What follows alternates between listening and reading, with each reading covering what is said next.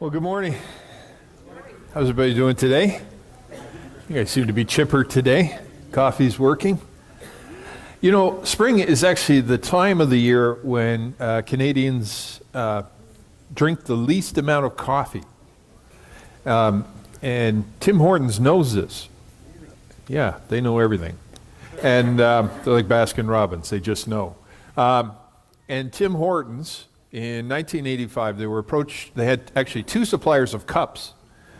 And one of the suppliers came to Tim Hortons in order to try to grab a greater market share of the cups at Tim Hortons, and said that they had the means to put a message under the rim of a coffee cup at no extra cost. And so Timmy's thought this might be a great thing to do in the spring, and so they started with their first roll up the rim to win. Now the first prizes in the first year, the greatest prize you could win was a box of Timbits. But they still saw enough of a rise in market that they took it a little further, and in 2 years they started offering a car or lots of other prizes. And since then, Roll Up the Rim to Win has been one of their most successful campaigns. They've given away over 500 cars and literally millions of donuts and free coffee, and they saw their market share change. Because often little things done consistently can lead to big changes. Now, it's really interesting because most churches, businesses, people, they look at change and they go, we've got to make a big dramatic change in order to get where we want. And often the most successful businesses, often by accident, will stumble across an idea at a small thing that ends up having an enormous effect on them. And this has happened all over the world. Small things can lead to big changes. At McDonald's, they make their milkshakes extra thick. Why would they make their milkshakes extra thick? Anybody want to know? I thought you were chipper. Jeremy? Maybe because that's the texture of what Yeah, it's a good texture. Yeah, but there's another reason. Michael? They can sell them as extra thick milkshakes. No, that's not it either. They don't melt and separate? Nope. You know why? They're extra thick? They last longer. The longer they keep you in the restaurant, the longer or greater the chances are you're going to go back for a second fries or a second burger or something else. A small change that leads to a big difference. In 1992, Hurricane Andrew swept through the Florida Panhandle. And in doing so, there was a number of major aquariums that got washed into the Gulf of Mexico. And one of these actually contained some lionfish. Lionfish are not native to the Gulf of Mexico. They're actually from the warm waters around Indonesia. And lionfish are an aggressive predator. A hungry lionfish can eat as many as 30 fish in half an hour. And they also, a female lionfish in 1 year can lay over 2 million eggs. And so lionfish began to spread throughout the Gulf of Mexico and down in the Caribbean, and started to threaten some of the other fish species, particularly in Colombia, where they really depend on their fish industry. And so they presented this problem because lionfish were threatening some of the other species, and they were starting to really affect their economy and things. And someone came up with an idea. They said, well, lionfish have no natural predators in the Caribbean. That's one of the reasons why they thrive so much there. And lionfish are covered with spikes, which are poison.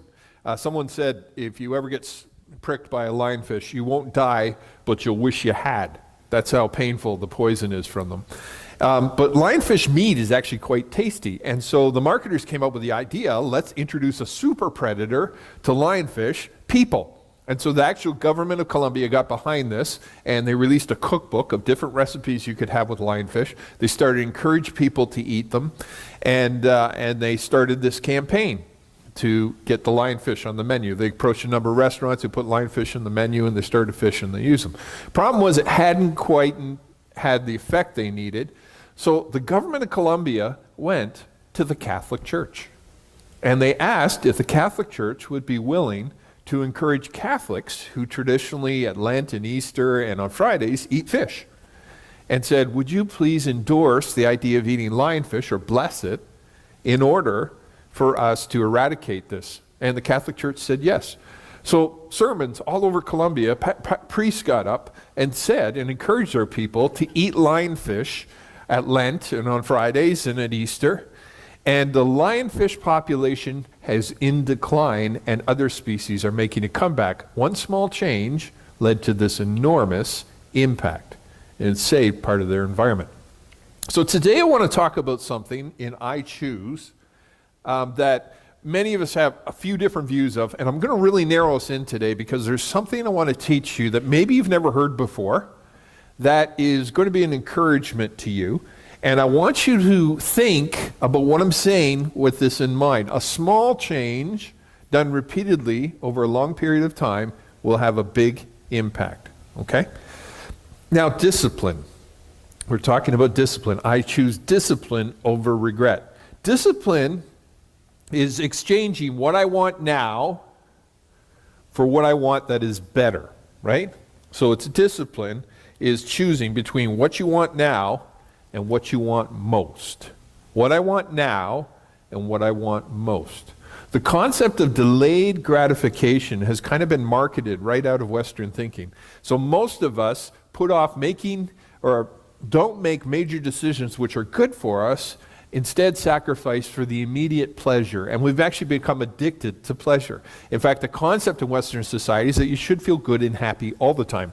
You should feel good and happy in your job, your marriage, with your kids, your friends, all those kind of, and your church. And if you're not feeling good and happy all the time, there must be something wrong. And so this kind of addiction to pleasure has really sacrificed, in a lot of cases, things that we should want most. We all want to live healthy lives. We want good marriages. We want a great relationship with God and our church. We want all these kind of things. But often there's delayed gratification involved in those things. We sacrifice what we want now for what we want most. If I don't want to, eat myself to death, which many Western people do, we a lot of us are eating, sleeping, playing, drugging, drinking ourselves to death because of the excess of our society. If I don't want to do that, that means making decisions now. Little things have a big impact. Studies show that if you floss every day, you'll live 5 extra years.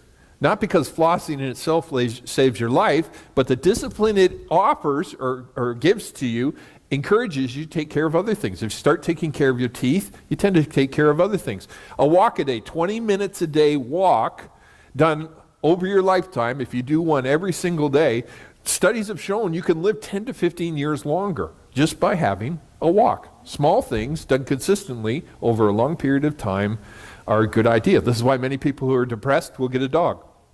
Because when you get a dog, what does the dog do? He wants to go out. Walkies are a big deal for dogs, right? And so it gets people out. Often if a retiree has a spouse die, the best thing they can do is buy a dog. First of all, because dogs will love you no matter what. You can be absolutely as miserable as you want, and they still love you, right? And the second thing is the dog will get you moving. They will get you out. Small thing, big change. And so discipline is choosing what you want now and what you want most. Now, discipline in the Bible is talked about quite extensively. Sorry, Lisa, I kicked your sign. It'll probably collapse at some point.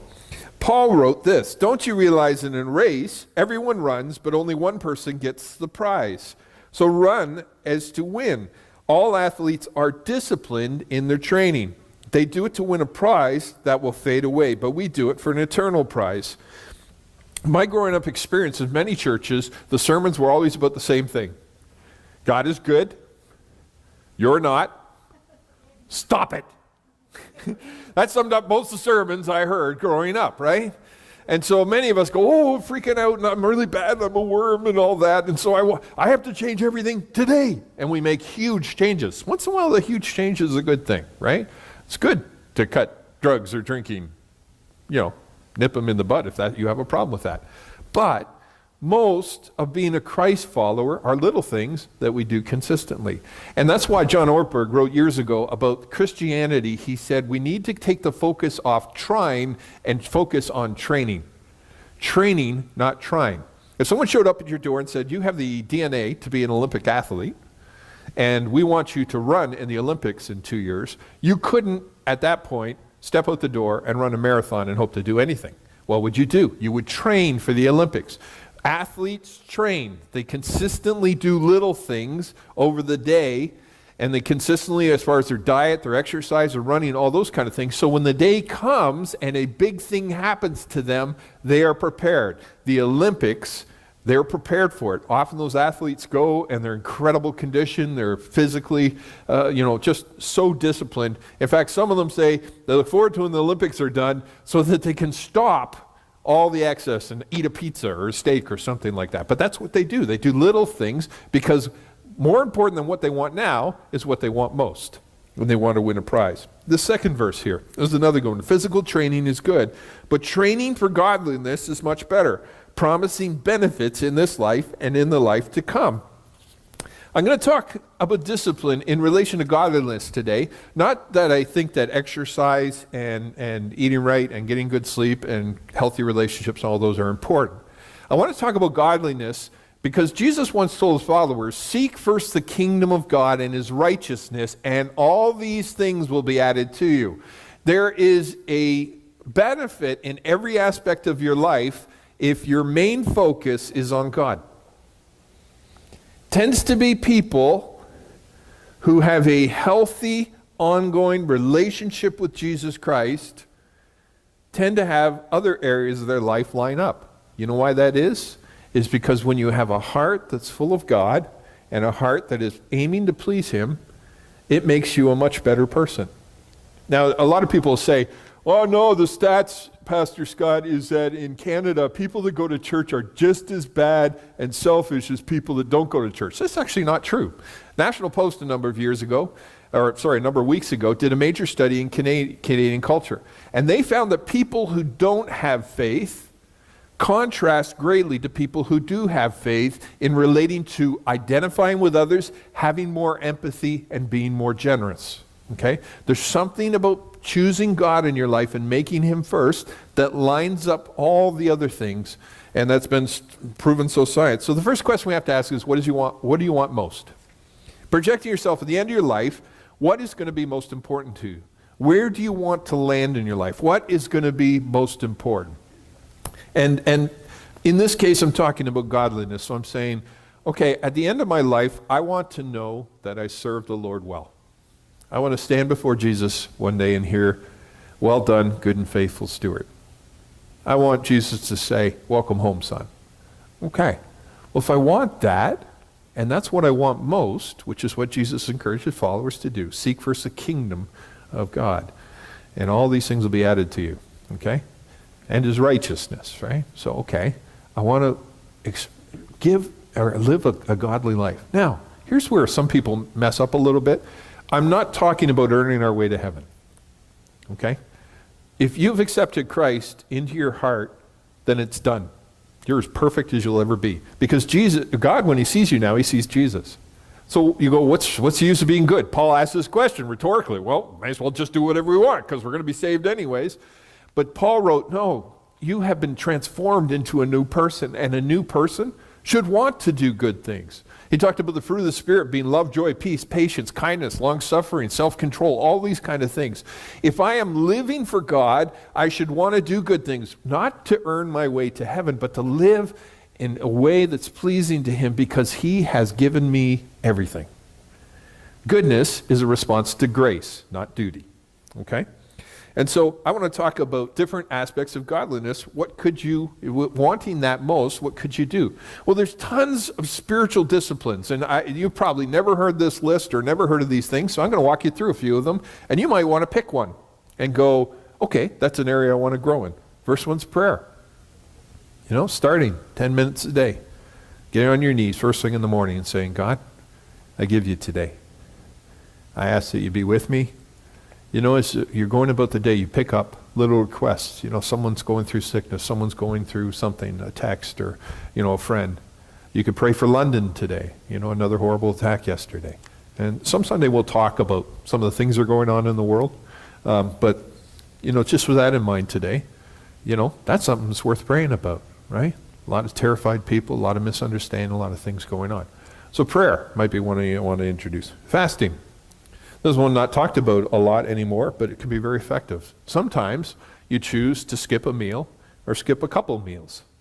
I urge you to not do a 40-day fast right off the get, okay? Because you'll die. You probably will. I know I would. But to take a day or two and say, God, I'm fasting. Do it, as unto yourselves, because God's the one that gives us the glory. If you go around telling everybody about it and bragging about it, then you have your reward as the attention. That's what Jesus said. But, to go without a meal. Maybe this is something, a spiritual discipline. You go, okay, God, I want to fast a meal a week or something. A small thing done over a long period of time can have a big impact. Studying the Bible. This is something I encourage Christians to do all the time. But to really study it. Take, a book of the Bible a month and go and start with a smaller one. Start with, Job or Jeremiah or Isaiah, because they're really short. I'm just kidding. Start with a small one like Ephesians, Galatians, something like that, and go read it repeatedly over the month, and then do a little study. Find out who it was written to, what it was written. There's so many Bible helps. And if you don't have any, talk to me. I can help you with that. But to take it and study it, so much so that you know what's in it.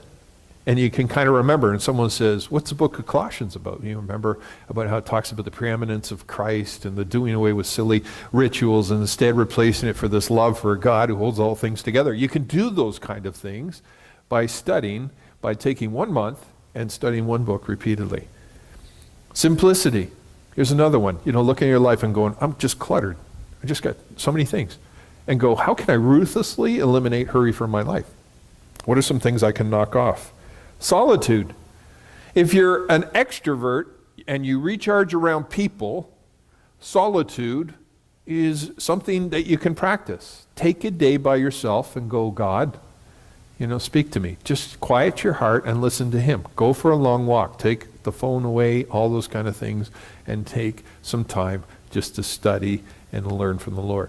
This is actually spiritual discipline. People do this. Now, if you're an introvert, you do this already. You don't need to do this, okay? But if you do it, do it unto the Lord. But maybe for you, the discipline will be around being around other people. Humility. Take some time and say, God, what can I introduce to my life that will bring about humility? How can I talk about myself less? How can I stop promoting myself? How can I not gossip? How can I have a humble outlook at the world? Humility actually comes from the same root word we use for humor. Right? And the humor is to be able to laugh at yourself, not to take yourself too seriously. Maybe a good dose of humility would help some people in our world, like Kevin O'Leary's and Donald Trump's and, all those kind of things. Maybe they took one day and practiced humility. Maybe the concept of them would change a little bit. Service. You say, what can I look around today and do one thing a day? Maybe it's to drop off some groceries to someone that needs it, ring the doorbell, run away laughing. Bring somebody a coffee at work, write your wife a note about how you love her, or your kids, tell them how you believe them. Take something little, send a card to someone that needs encouragement, sit with someone that has a cat because they probably don't have any other friends.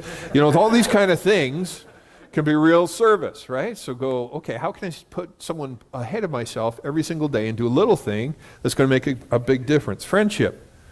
Here's another one. How can you befriend somebody, or can you befriend somebody that you can grow from? Another follower of Jesus Christ. Jesus' command to us is love one another as I have loved you. A Christian is commanded to practice love for other believers in Jesus Christ. And some of us have lots of friends who don't go to church but don't have any friends who do. And you know what? That's a command. Jesus said, a new command I give to you. And you love other people. It's the only command you can't fulfill by yourself. You got to find someone else who's sucker enough to do it, right? And so find somebody. Maybe you're a guy. Find another guy who's a follower of Jesus Christ, and and start meeting once a week and saying, "What's God doing in your life?" and praying for each other and studying the scriptures or something like that. Another one, confession. Worship came up second, but confession's another one. It's in there. Trust me. Confession. Some of us have left a long strew of broken relationships behind us. And maybe for your spiritual discipline is going to be taking a couple months and going around and having some honest discussions with some people. Some people maybe you should say sorry to because you've wronged them. It's good for the soul. Now, I qualify this, okay? Sometimes people will go around and completely debase themselves to a whole bunch of people, and they end up getting hated worse than actually building bridges again. I'm talking about confession in the line of trying to rebuild relationship and stuff. And so confession isn't spilling all your guts. Confession is going to someone and say, look, I did this, and I know it hurts you. And I'm going to be honest, I was wrong. It was mean. I'm not going to make any excuses, and I just want to let you know I'm sorry. And understand that the other person may get angry, they may say really mean things or whatever, but this is the idea. You're trying to make things right. And in some cases, you know, a little bit of payback might be a good thing. You know, maybe somebody, you know, you say, I ripped you off years ago. Here's the money, you know. Or I borrowed this lawnmower from you and I never returned it. Here it is. It's got holes in it and doesn't work anymore, but you can have it, you know. Buy them a new lawnmower, right? Okay, so something from that. Worship. You know, learning, you know, worship is a lost art. The ability to close our eyes and connect emotionally with God. If you never feel what you believe, there's something wrong, right? And worship is emotionally connecting with God. It's intuitive. Now, we sing songs and give you an opportunity. Why? Because music is a great gateway into worship. But to worship, you know, to practice it. Practice the presence of God each day. Guidance, learning to hear God's voice. Joy, taking those times of the day when you're most miserable and say, I'm just going to be happy. I'm going to choose to be happy. Happiness is a choice. You know, and not to complain and all those kind of things. Grace and mercy, looking around for people who need help. And being more gracious to people. When someone cuts you off, pray for them instead of honking your horn and trying to run them off the highway. Silence. Here's a biggie. Turn off all the devices and practice silence. Just sitting there. I guarantee it'll drive you crazy about the first hour. But to be able to do that, let me ask this question. Are you unwired enough that you could take 1 hour and sit and not read anything, listen to anything, reply to anything, text anything? Can you do that? And if the answer is no, you either need a vacation or try it. See what God speaks into your heart. Sabbath. I learned years ago, I learned about Sabbath, the idea of breathing in, taking time to focus on God and to lay aside my work and my ministry and all those kind of things and instead drink God in. If you're going to breathe out a lot, you should breathe in, right? That's what Sabbath is. And then reflection. You know, sitting down with a pen and going over your life and going, you know, what have I learned? What have I unlearned that maybe I should learn again? What have I learned that I should unlearn? What have I learned that I unlearned that I should relearn and then learn again so I can relearn it? Yeah, anyways, what's going on? Sit down with a pen, reflect on your life, look back. Can I tell you something quite honestly? I've done funerals for the godly and the ungodly. The ungodly funerals, normally the dominant emotion at a funeral for someone is regret, who has lived an ungodly life. It's regret. It's regret of things that were never said or done, expressions that were never offered, relationships that were never formed. One thing I have learned a lot of times, burying the godly, someone who has given themselves wholeheartedly to Christ, not a good church person or anything, but someone who just loves Jesus. There's no regret. There's joy. And the contrast between the two is palpable. You know, I don't want to, you know, say that sometimes burying somebody, you know, there's some beautiful people I've buried and they're wonderful people and all those kind of things. But man, there's just this palpable difference between the funeral of a godly person and an ungodly person. So what do we need to choose now to achieve what we want? Paul says, run to win. Keep your eye on the goal constantly. Why in the Bible they're always talking about our heavenly reward?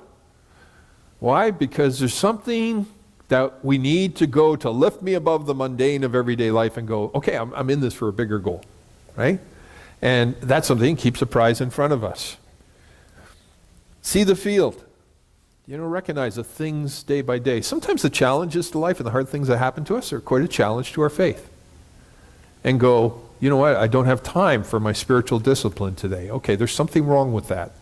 What do I need to change? I need to see the field. I need to see the big picture. An athlete is aware of where they're going, but they're also aware of who they're running against. They're aware of what's going on around them. If they have to change something in mid-race, they'll change it. If they have to speed up, or they can back off a little bit. All these kind of things are seeing the field. A follower of Jesus Christ does those little things repeatedly over a long period of time and makes adjustments as life happens. You may find that before you had a newborn baby and after, there was something different in the amount of available time you have.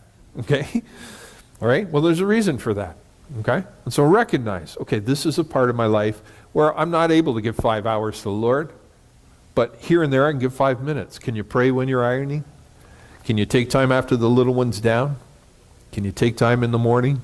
You know, what can you do? Can you pray while you're nursing? You know, these are all things. An opportunity to do that. And the last thing is remember the reward.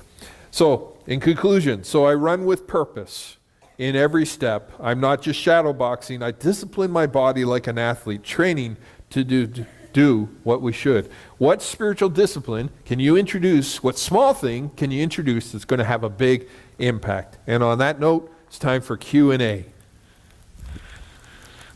Oh, yeah, thanks. Draw that. Okay? Questions? Anybody have any questions or comments about today's topic? By the way, I want to make note right off the get-go, so she doesn't have to say anything, right? Grace won a prize this week, or actually your dog won a prize. She's in the paper. Grace is our most famous parishioner, aren't you? Right?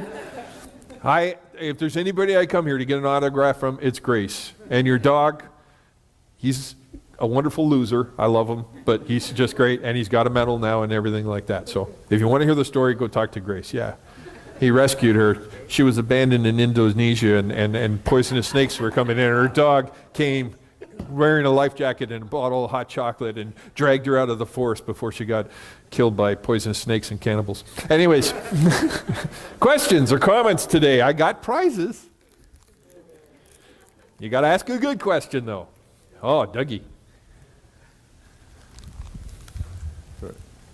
Sorry, can you hear me? Yeah. So this is more of a comment than a question. I apologize, but I just wanted to pick up on one of the things that you talked about, which was confession. Just because, as you know, it's something that I've been thinking about a lot lately. Yeah. So Christ sets a very high standard for us, which is perfection. So we all fall short of that, so we all have things to confess. Yeah. But what I've found myself is that if we start by asking God, and I use like a scripture, see if there be any wicked way in me. Yeah. Search my anxious heart. Yeah. Yeah. And then if there is something that we need to confess, if we start by confessing it to Him, Yes. Yeah. we know what the outcome will be. He'll forgive us. Yeah. That's a guarantee. Yeah. But also, then, if there's anything more that we need to do, if we need to then confess it to someone else or to the person we've hurt, Yeah. I think if we have an open heart to what He's saying back, Yeah. He will impress on us that we need to do that. Yeah. Absolutely. And I think that's the way that you maybe steer clear of the things where you're going to do more harm than good by going to somebody or going Yeah. at the wrong time or going in Yeah. the wrong way. Yeah. That's good, Dougie. That's good input. Give him a chocolate bar. Just to pick. You're only getting one chocolate bar, so keep it moving. Just to pick up on joy. Joy. Which is one that I Yeah. kind of struggle with because Yeah. I can be a very serious person. Yeah. Yeah. Just a couple of things that I've seen or heard just in this past week Yeah. that I thought were wise that I picked up on. Sometimes just think of a moment that's a good moment. Yeah. And just pause and appreciate it. Yes. It's a Yeah. time when you and your wife are just sitting there having a cup of tea together or something. Yeah. Yeah. Or you're with your child or your grandchild and this is a good moment. Yeah. And just appreciate the moment Yeah. for what it is. Yeah. Yeah. That's good. And then just a person that I spent a little bit of time with yesterday. I was in Ottawa and I was with a friend of mine and his wife. And his wife is a French-Canadian lady, and you can just see how she processes things. She doesn't have an easier life than anybody else, Yeah. but she just chooses every time to view it through a positive lens, Yeah. to Yeah. be thankful and joyful. Yeah. And Mm-hmm. like you can see that that's a discipline she practices. Yes. She told Yeah. me one time that every morning when she's in the shower, Yeah. the whole time she just prays prayers of thanks. You haven't witnessed this, I hope. She told me it. Okay, good. I just wondered. Okay. So that's her discipline. Yeah, The way that she turns herself into that person yeah. by having the discipline of praying prayers of thanks in Yeah. the shower every day. Yeah, that's awesome. Well, it is, and that's a time when we're doing other things, right? And it gives us an opportunity to do something. Yeah, positive and joy. I mean, we live in a complainer society, right? You know, it's quite literally the decade of the victim, right? In fact, some of us own up to being victims in order to get attention, you know, because it's kind of, that's a big thing right now. What about the people who are saying, you know what? Sometimes life sucks, but I'm happy. Yes, Scotty, over here. Hi, Mary. Hi. One of the things I struggle with most is spending time reading the Bible. So I've decided to leave it on my kitchen table, open, Yeah. and I read it before and sometimes during my meals. Yeah. And I'd like to make a point of setting my alarm earlier to get up so that I have specific Good for time you. set aside. Yeah. Because that's something I've been trying to figure out for years now. So Yeah. That's awesome. I think I've come up with a I think you come up with good solution. That's I'll awesome. let you know how Yeah. that goes. Hey, you know another one? And there's a free app, YouVersion, okay? And we promote it here at KCC. Put it on your phone, and it has an audio option. You know, so you can take the book of the Bible you want to read and put it on play and have it playing over and over and over again. It's interesting how we pick up the nuances of voice and the sounds, so that later something comes to mind and you remember the words, you know, from that scripture. If you listen to the book of Ephesians 100 times in a month, you know, right through, just playing, you know, it's amazing what you will remember because you start to see things. We got Mikey up here. That's great. These are good comments, especially yours, Doug. I apologize. I'm making fun. It's just, I don't know what, things pop into my head. Yeah. Forgive me. You've mentioned it before, but not today. But I find it's very important to have someone in your life who's been a Christian longer than you, Yeah. and is doing a relatively good job of it. Some people have been a Christian a very long time, and they're not good role models. Yeah. But if you can find present company excluded. if you can find both in one person, that's a really great feature. Yeah. But you know, and say to them, "This is what I'm struggling with. Yeah. How did you get through it?" Yeah. Because even if you've got unique situations in your life, we all do. Yeah. Someone else has been through something, Yep. and they said, you know, I found reading Job really helped me. Or I found, you know, just every time I felt that way, I'd pray about it. Or, you know, I would just put this cassette on in my car that, you know, and I'm old, I know, we had cassettes back then. And it made me feel better. But, you know, ask someone else. You don't always have to come up with your spiritual discipline all by yourself. Yeah, that's true. That is true. Sometimes you're around somebody and it picks you up. There was a man named Neville. He was a new Christian, but he was very good attitude. He was a man I worked with at Honda who was, you know, old enough to be my father. And I picked up he really helped me change my attitude just by being around him, because he loved the little things. You know, he just looked around and found a reason to be happy. He worked in a job where the owners were miserable, the bosses were miserable, the people around him could be quite miserable. And, you know, at times, just be honest with you, sometimes his home life was miserable. And he didn't let it hold him back. You know, he had a positive attitude. A local person, if you ever get a chance to get around for half an hour, just change your life, is Ray Hendricks. A guy who at one time told me he was quite a miserable person. And he decided that joy was going to be his spiritual discipline. So he started doing little things each day to change around. When you talk about a guy with a great attitude, it's Ray Hendricks. And this fall, we're doing a series called Attitude. And one of the weeks we're going to cover a topic called An Attitude of Can Do. And we're going to talk about that. So there's some good stuff coming in that. We got time for one more. No? Anybody? Yes. Christine. Okay, I'm not really comfortable at doing this, but I just wanted to share something that the Lord spoke to me this week. Yep. The church that we used to attend in New York City made headlines this week. It's approximately 4 blocks away from where the crazy person drove through and killed some people Yeah. a couple of weeks ago Yeah. at Times Square. This past week, there was a homeless man outside of the church. Somebody that attended the church spoke to him, and after a few moments, the conversation was brought up. And the Christian man said to the homeless man, "Are you a Christian?" Yeah. The man went crazy and started to call on Allah, Yeah. and took a wrench and started to pound the window or the door of the church, Yeah. and said that he was going to return when the church was full, and that he was going to start shooting up the people Okay. in the congregation. Yeah. This church on Sunday morning holds between 3,000 and 5,000 people. Wow.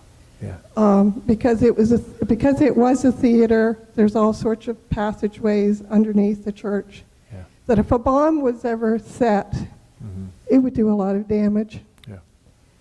And I started, the police were called, and he was arrested, but it made the news this week. Yeah. And it shocked me, because right away I thought, I know that place. I know that place. Yeah. where 5 or 7 years of our life took place. Yeah. And for a few years, I've prayed for different countries Yeah. of people that go to church, and their lives are constantly in danger Yeah. just going to church. And I thought, it's happening here. Mm.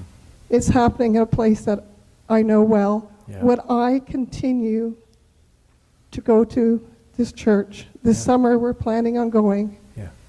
knowing that at any time, someone could take my life. Yeah. How strong of a Christian am I? Yeah. Yeah. And I've been reflecting on that this week. Yeah. Yeah. Thanks. When I came into church today, your darling wife was singing. I could sense the Spirit of God Yeah. through your Yeah. lovely wife. Yeah. And I just praise God that He is here Yeah. and that we are all to keep standing. That's awesome. Thank you for sharing that. That is amazing. You know, can I just say something? I think most people in the world look at the problems of this world and know the answer is love. Most of them do. It's just a lot of times they get wrong what it is you're supposed to love. And, and for what reason you love. And that's why the church is in existence, right? Is there's people all over the world today that are going to church that are putting their lives in their hands, because in many places in the world, a decision to go to choice is a major statement. And we pray for those people. We advocate for them. But, something that probably, if you're going to be a follower of Jesus Christ, you're probably going to be misunderstood and at times hated. And you know what? They hated Jesus. They probably at times people will hate us, whether they're based in religion or they're just mentally ill or they just don't like what you're doing. That's okay. That's okay. You got to say, only a moving ship makes waves, right? And safe. I would much rather have a congregation that is full of dangerous people for the gospel than I would have a church that is safe. Okay? That said, if anything ever happens here, that's why we have deacons, so I can push one in front of me so I'm okay. But if we ever should have to evacuate here, down and left, okay? Head that way, down and left. Unless it's coming from that way and this way, and then just grab a deacon, you'll be fine. We're going to pass the baskets around, outies and innies. The outies are the ones you take stuff out of. The innies are the ones you put stuff in. And in there you'll find offering envelopes, response cards, all kinds of things like that. If you want to be on our email list and you're not, and want to hear about today and things like this, we'll be putting this message on YouTube should the recording go well, which I think it normally does. And you'll be able to listen to it again or share it with a friend. And while we're doing that, I just have a quote show coming up, and then we'll close in a song. Thank you.